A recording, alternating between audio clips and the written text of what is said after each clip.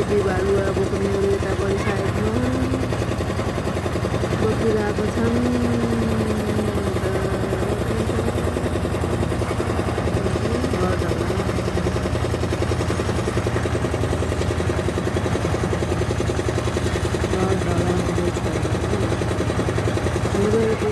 पुरानै यस्तै गरी ढलान हुन्छ। यहाँ चाहिँ यस्तो मिक्सर अहिले चाहिँ पहिला चाहिँ पुरै मान्छेले बोल्थ्यो, अहिले चाहिँ यो मिक्सरले बोलेर सहिलो छ पहिलाको भन्दा।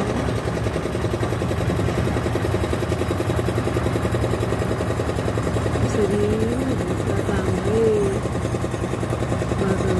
काम चल्दैछ यता। मौसम पनि यो पानी पर्ला जस्तो छ, त्यो बादल लगाएर आकाश अहिले सफा छ काठमाडौँ।